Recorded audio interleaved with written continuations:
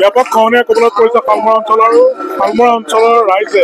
এই খহনীয়াৰ পৰা পৰিত্ৰাণ পাবলৈ নদীৰ কাষতে ভগৱানৰ ওচৰত শৰণাপন্ন হৈছে। যিহেতু বহু বছৰ ধৰি চলি থকা এই ব্ৰহ্মপুত্ৰৰ খহনীয়া তেওঁলোকৰ বহুবাৰ নিজৰ সপোনৰ ঘৰখন কৃষিভূমি হেৰুৱাই স্থানান্তৰিত হ'বলগীয়া হৈছে। আৰু বৰ্তমান সময়ত চাবলৈ গ'লে যি পূৰ্বৰ শালমৰা মৌজা আছিল, সেই শালমৰা মৌজা বহু অংশই এই খহনীয়াত পৰি নাইকিয়া হ'ল আৰু বৰ্তমান সময়ত উপায়ন্ত হৈ ভগৱানৰ শৰণাপন্ন হৈছে। এনেদৰে মই দেখুৱাইছোঁ অঞ্চলবাসী উঠি আহিছে। অঞ্চলবাসীয়ে ভগৱানৰ ওচৰত শৰণাপন্ন হৈ এই খহনীয়া যাতে প্ৰতিৰোধ হয় তাৰ বাবে প্ৰাৰ্থনা জনাইছে। আৰু পৰিৱেশটো দেখুৱাইছোঁ যে উপায়ন্ত হৈ এনেদৰে ভগৱানৰ শৰণাপন্ন হ'বলগীয়া হৈছে শালমৰাবাসী অঞ্চল। উপায়ন্ত হৈ আচলতে ভগৱানৰ শৰণাপন্ন হ'বলগীয়া হৈছে, কাৰণ যি ধৰণে খহনীয়া ইয়াত চলি আছে সেই খহনীয়াৰ কবলত পৰি সমগ্ৰ শালমৰা মৌজা ইতিমধ্যে নিশেষ হোৱাৰ পথত। শালমৰা খহনীয়াত নিশেষ হৈছে আৰু সেইকাৰণে পূজা আৰম্ভ কৰা হৈছে। পূজা যাদৱাই কৃপাত ৰ'ব বুলি কোৱা শুনো, কিন্তু আমি এতিয়ালৈকে গম পোৱা নাই। যাদৱাই মহিমা আছে, মহিমাই আমাক শালমৰাখন ৰক্ষা কৰিব। আৰু ব্ৰহ্মপুত্ৰ বোৰ্ড আৰু জলসম্পদ বিভাগ, সেই বিভাগৰ কাম ইয়াত চলি আছে নে? এতিয়ালৈকে চলা নাই। বিভিন্নজন ব্যক্তি আছে, আমি যদি কথা পাতিবলৈ যত্ন কৰোঁ, যথেষ্ট খহনীয়া বহুবাৰ শালমৰাবাসীয়ে নিজৰ ঘৰখন হেৰুৱাই, নিজৰ কৃষিভূমি হেৰুৱাই স্থানান্তৰিত হৈছে আৰু উপায়ন্ত হৈ বৰ্তমান সময়ত ভগৱানৰ ওচৰত শৰণাপন্ন হ'বলগীয়া হৈছে খহনীয়া প্ৰতিৰোধ। আপোনাক ধন্যবাদ। আজি আমাৰ সমূহ শালমৰাবাসী তথা মাজুলীবাসী ৰাইজ একত্ৰিত হৈ পেলাই মাজুলী যিটো সমস্যা, বিশেষকৈ মাজুলীৰ যিটো সমস্যা মানে গৰাখহনীয়া সমস্যা, বানপানীৰ সমস্যা, এইটোৱে আমাক নদীপৰীয়া সকলো গাঁৱৰ হাৰাশাস্তি কৰাৰ উপৰিও মাজুলীখনৰ সমস্যা এটাৰ সৃষ্টি হৈছে। গতিকে আজি আমাৰ সমূহ ৰাইজ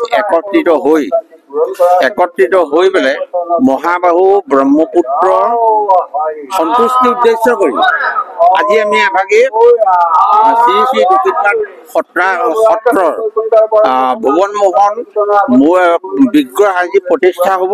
এই প্ৰতিষ্ঠা পূজা পালন কৰা হ'ব। আৰু এই পূজাৰ যোগেদি আমি এটা প্ৰমাণ বিষয়ত পাইছোঁ। বহুতৰ মনত শংকা থাকিলেও আমি প্ৰতিয়ন যাব পাৰিছোঁ যে মাজুলী বিভিন্ন ঠাইত ব্ৰহ্মপুত্ৰৰ এই নদী যি খহনীয়া ৰাইজক সন্ত্ৰাসৰ সৃষ্টি কৰিছে, সেই সন্ত্ৰাসৰ পৰা ৰক্ষাৰ উদ্দেশ্যে আমাৰ বিভিন্ন ঠাইত ব্ৰহ্মপুত্ৰৰ মহাপ্ৰভু ভুৱন মোহন বিগ্ৰহক নি যদি পূজাভাগ দিছে, তাতেই আজি আমাৰ সফল হৈছে। সেই খহনীয়া ৰৈছে আৰু জোৰ পৰি হাত পোৱাৰ অৱস্থা এটা অহাৰ কাৰণে আমি একমাত্ৰ প্ৰভুৰ চৰণ চিন্তা কৰি যাতে উপায় পাওঁ, তাৰ কাৰণে আমি চেষ্টা কৰিছোঁ। বোধ কৰোঁ এই পূজাভাগীয়ে আমাক বহুত মাজুলী শালমৰাৰ বাদে নৈপৰীয়া গাঁওসমূহৰ ৰক্ষাৰ উপৰিও মাজুলীখন সুৰক্ষিত হ'ব বুলি ভাবি আমি আজি এই পূজাভাগ আয়োজন কৰিছোঁ। ইয়াত সকলোকে আমি আমন্ত্ৰণ জনাইছোঁ। সকলো আহিব পাৰে, সকলোৱে সেৱা ল'ব পাৰে, সকলোৱে মনৰ কামনা পূৰণ কৰিবৰ কাৰণে উপস্থিত থকাটো আমি বাঞ্ছা কৰিছোঁ, যাতে মাজুলীৰ খহনীয়া প্ৰতিৰোধ হয়। আৰু সমান্তৰালভাৱে যদি খহনীয়াৰ দায়িত্বত থকা ব্ৰহ্মপুত্ৰ বোৰ্ড বা জলসম্পদ বিভাগে দীৰ্ঘদিন ধৰি খহনীয়া সুৰক্ষাৰ বাবে কাম কৰিছে যদিও কিমান সফল হৈছে বুলি আপুনি ভাবে? ব্ৰহ্মপুত্ৰ বোৰ্ডে যদিও 2004 চনৰ পৰা কাম কৰিছে, তথাপিতো আমাৰ প্ৰায় 400 মিটাৰমান ব্ৰহ্মপুত্ৰ বোৰ্ডে কাম কৰাৰ পৰা আমাৰ খহনীয়া হ'ল। 400 মিটাৰমান খহাইছে। আমাৰ স্পাৰকেইটাই যথেষ্ট কাম কৰিছিলে, কিন্তু আৰু আগত স্পাৰ কেইটামান লাগিছিলে। সেই ভাবি আমি চৰকাৰৰ ওচৰত অনুনয় কৰিছোঁ, তথাপিতো আমাৰ ফলপ্ৰসূ হোৱা নাই। আমি সেই ভাবি আজি আমি আধ্যাত্মিকভাৱে শ্ৰী শ্ৰী দক্ষিণপাট সত্ৰৰ যাদৱাই সহপূজিত ভুৱন মোহন মূৰ্তি আনি আমাৰ দক্ষিণপাট সত্ৰাধিকাৰ প্ৰভু শ্ৰী শ্ৰী ননীগোপাল প্ৰভুৱে ইয়াত এভাগ 10 তাৰিখে আঘোণৰ 10 তাৰিখ 27 নৱেম্বৰ দিনা কাইলৈ মানে এভাগ পূজা দিব আৰু এভাগ ভোগ দিব। গতিকে আমি ভাবিছোঁ প্ৰভুৱে ভগৱানে নাৰাখিলে আমাক আৰু ৰাখোতা নাই। গতিকে আমি ভাবিছোঁ ভক্তিভাৱে আমি তেখেতক ব্ৰহ্মপুত্ৰ বাবাক পূজা ভাগ দি আমি ভাবিছোঁ মাজুলীৰ শালমৰাৰ লগতে গোটেই মাজুলীবাসী যাতে বান আৰু গৰাখহনীয়াৰ পৰা ৰক্ষা হয়, এই আমি ভগৱানৰ ওচৰত প্ৰাৰ্থনা জনাবলৈ কাইলৈ আমি পূজা ভাগ আৰম্ভ কৰিছোঁ।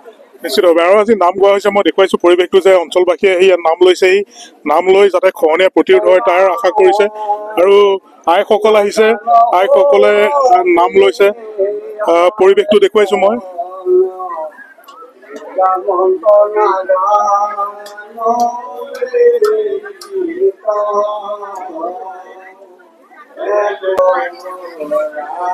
সকলোৱে ভগৱানৰ ওচৰত সেৱা লৈছে যাতে মাজুলীখন ৰক্ষা পৰে খহনীয়াৰ পৰা আৰু মাজুলীৰ যি চাৰিওফালে চলি আছে বৰ্তমান সময়ত ব্ৰহ্মপুত্ৰই হওক সোৱণশিৰিয়ে হওক আদি খহনীয়াত পৰি মাজুলী প্ৰত্যেক বছৰে সংকুচিত হয় মাজুলীৰ বহু পৰিয়ালে নিজৰ বাসগৃহ হেৰুৱাই পথৰ দাঁতি মাথাউৰিত বসবাস কৰিবলগীয়া হয় আৰু ৰাইজে শালমৰাবাসীৰ ৰাইজে অঞ্চলবাসীয়ে যাতে এই খহনীয়াৰ পৰা পৰিত্ৰাণ পায় তাৰ বাবে ভগৱানৰ ওচৰত শৰণাপন্ন হৈছে ব্ৰহ্মপুত্ৰ নৈৰ কাষত এনেদৰে দুদিনীয়াকৈ ভগৱানৰ শৰণাপন্ন হৈ যাতে এই খহনীয়াৰ পৰা পৰিত্ৰাণ পাব পাৰি তাৰ বাঞ্ছা কৰিছে আপুনি বিচৰা বাতৰি পাব কেৱল নিউজ 18 এপত নিউজ 18 এপ ডাউনলোড কৰিবলৈ স্ক্যান কৰক এই QR কোড গুগল প্লে ষ্টৰতো পাব এই নিউজ 18 এপ